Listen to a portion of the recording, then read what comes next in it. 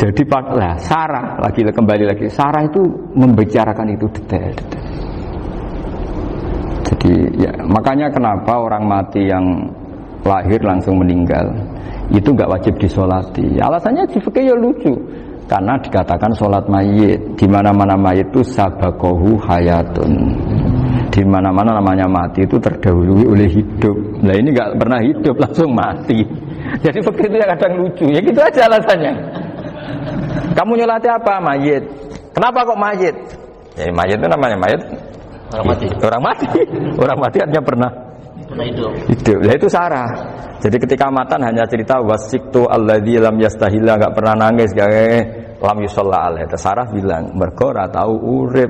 Kalau enggak pernah hidup berarti enggak bisa dikatakan mati.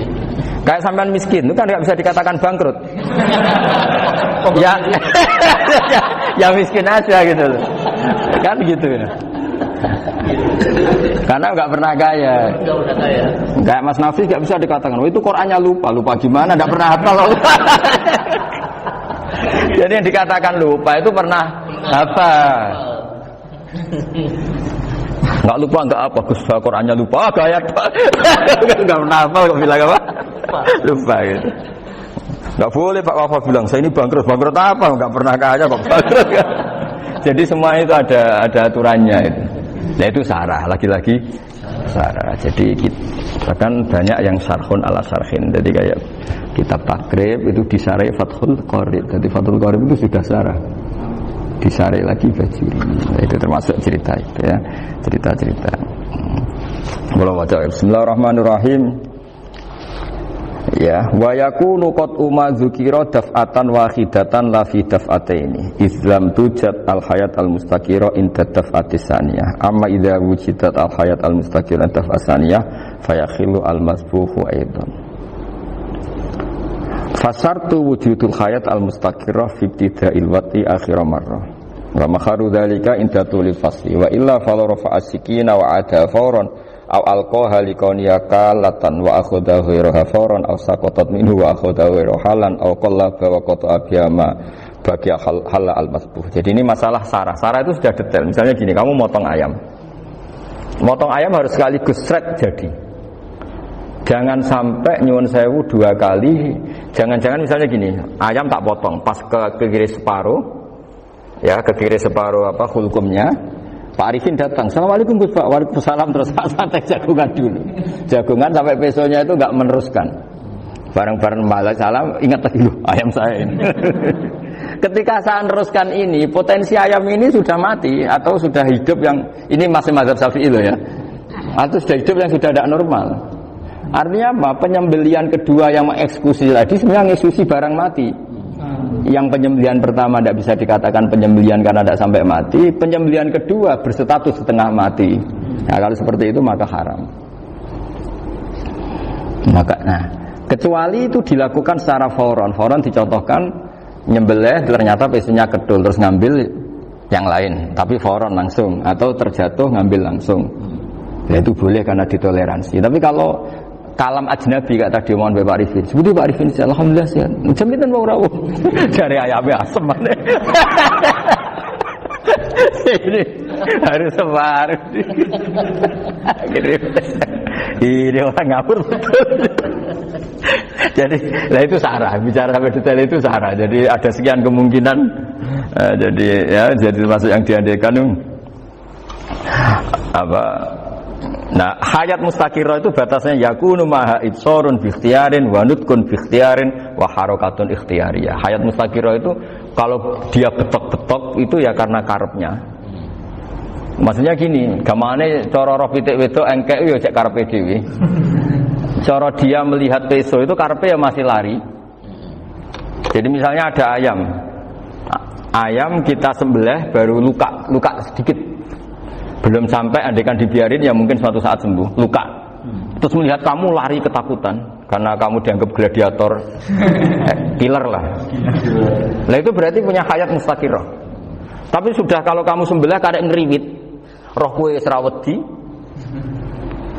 ya kan? Mau demo ya sudah enggak berkutik, ya dia berarti tidak punya hayat mustaqirah gitu. Ya batasannya itu Joro. Nah, Dalam mazhab Syafi'i, syarat sahnya penyembelihan harus hewan itu punya hayat mustaqirah. Nah ini sarah ya, jadi sarah itu lebih jelimet. Nah makanya kenapa tidak boleh nyembelih pakai yang tumpul Mas Nafis? Takutnya ayamnya itu ngalami dohtoh, atau kok ditekek. Misalnya sama nyembelih pakai peso tumpul, ini kini ketekek, takut. Kan dia misalnya ayamnya jantungan, roh peso wis seduk kan, udah gitu ketekek. Nah itu mati dulu pasti itu. Jadi pas diongok-ongok ini sudah mati. Jadi nanti kalau di akhirat, sebenarnya saya sudah mati loh, ngawur. Wah apalagi nganggo keris naga sosro, wah itu sudah gereng sakti kan diginikin tok sudah mati kan. Makanya bahaya nyembelih pakai keris-keris sakti karena sebelum terpotong sudah mati saking saksinya apa? Keris itu misalnya gitu. Makanya nanti suatu saat ada pertanyaan ini, boleh enggak nyembelih ayam orang yang rainya itu sangar? Wah itu haram, kena. Oh itu mesti mati dulu. Kumisen tatonan apa? Iya kayak algojo. Ayamnya jenis apa? Stroke ya? Jenis penakut.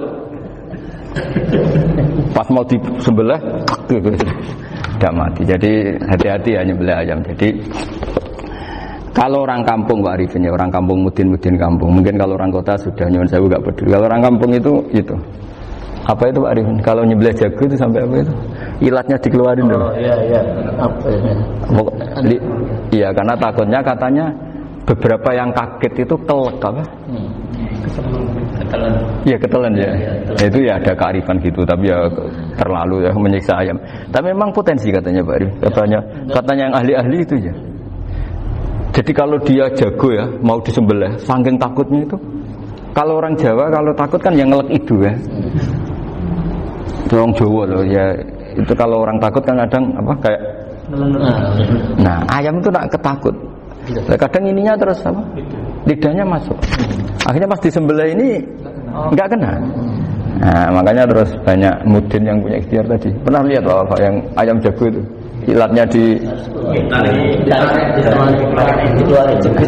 ya, itu ya tidak wajib cuma tidak bisa kita salahkan. Tapi kata penyembelih yang lain tak tanya eksekutor yang lain, pokoknya rodok dipenek Gus. Iku ora iso.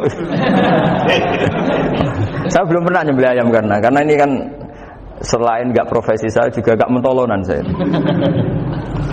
Tapi ini beberapa kefiah yang penting kita tahu ilmunya. Yang paling pokok itu qatul khulqum wal mari. Ya kira-kira dalan sing digo nafas sama digo makanan tadi. Ya tapi itu tadi caranya semua itu harus mengalami atau masih punya hayatun mustaqirah. Nah, takutnya dalam konteks nyembelih yang apa tadi? Saya bilang separuh tadi. Itu jamnya normal enggak? Itu sudah jam 11 ini. 10. Oh, jam mati almarhum itu. Itu enggak halal disembelih itu sudah maitah ya. 13:10 14 kan. Iya ya. Ya makanya saya bingung ya jam. Ya jadi itu Pak Wafa ya pentingnya sarah itu seperti itu. Matan itu kan asal nyembelih saja, tapi di sarah diterangkan jangan hanya nyembelih, yang disembelih harus ada hayatun mustaqirah karena dikatakan penyembelihan adalah menghilangkan nyawa dengan cara yang syar'i. Nah, kalau nyawanya saja sudah hilang bukan nyembelih gitu. Nah potensi itu ada ketika jago kamu sembelih pakai yang tumpul. Ini ada dohtoh. Loh hewan itu juga kayak manusia loh karena punya hati. Ketika takut saja mati. Nah takutnya ulama kan ini ngalami dohtoh. Kayak orang ditekek kan mati kan. Ditekek kaget. Contoh gampang gini. Orang ditekek perempuan kemungkinan mati itu kecil. Karena murni hanya ngalami pernafasan. Tapi nak ditekek wong guaga tatonan kan terus dua reaksi tubuh. Takut sama gak bisa bernafas. Itu kan lebih cepat apa? Mati. Kira-kira kan gitu. Lah ini sudah takut dongok-dongok itu kan nyiksa. Saya sering ketemu orang yang ahli nyari ular, nyari apa. Itu ya gitu. Filosofinya sama seperti orang perang.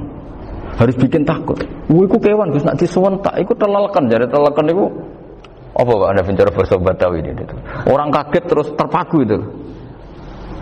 Apa lagi? Teorinya Khalid bin Walid kan gitu. Kalau perang supaya musuh takut. Kamu tahu saya, kami siapa? Gertak gitu ya. Ayat ji'na biqaumin yuhibbunal mauta kama tuhibbunal hayat. Kita ini bawa pasukan yang mereka mencintai mati kayak kalian mencintai hidup. Pasukan kami ini wah darwis, berani modar ya wis gitu. Kira-kira gitu kalau bahasa Jawa itu. Tak mati. Berani mati. Berani mati. Akhirnya musuh kan nah, di antara syaratnya perang kan gitu, harus bikin musuh itu takut, gemeter. Nah istilah lelekan itu gampang gitu loh. Lelekan itu pokoknya tadi loh Arifin, kepaku tadi. Agak berkutik. Paham ya? Nah jangan-jangan ayam yang kita sembelih mau wis wedi diongok-ongok mati duluan gitu loh. Nah makanya terus kata musannaf kalau bisa itu wa yakunu madzukira bidafatin wahidah. Kalau itu usahakan sekali jadi. Tapi itu bukan berarti syarat sahnya harus sekali jadi. Kira-kira karena tadi enggak kebayang kan kalau baru separuh tak Assalamualaikum Gus Pak. Waalaikumsalam Pak Arifin, sebuti kabarnya. Baru itu terus ingat diteruskan lagi. Kemungkinan ini sudah mati apa? Nah makanya ya tapi lagi-lagi ini sarah ya tak baca Bismillahirrahmanirrahim wa yakunu qad umadzukira daf'atan wahidatan la fi daf'ataini fa innahu yahrumul masbuh hina idin.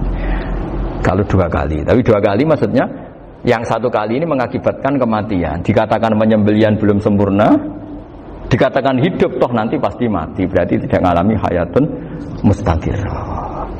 Paham ya? Jadi ini semoga dapat barokah dari para ulama. Jadi saya mohon nanti Pak Wafa, Pak Muntaha, teman-teman jangan hanya baca matan ya, pada level alim itu harus baca syarah karena matan itu nyun sewu tidak cukup untuk menjawab sekian kemungkinan.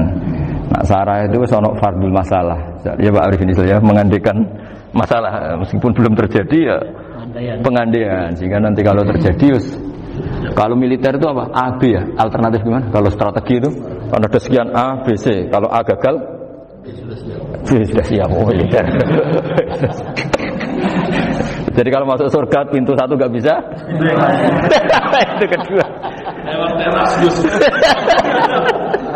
jadi sembrono.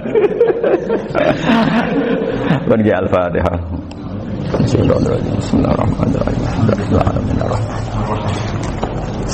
Shiratal mustaqim shiratal ladzina an'amta 'alaihim ghairil maghdubi 'alaihim waladdallin. Pun ya,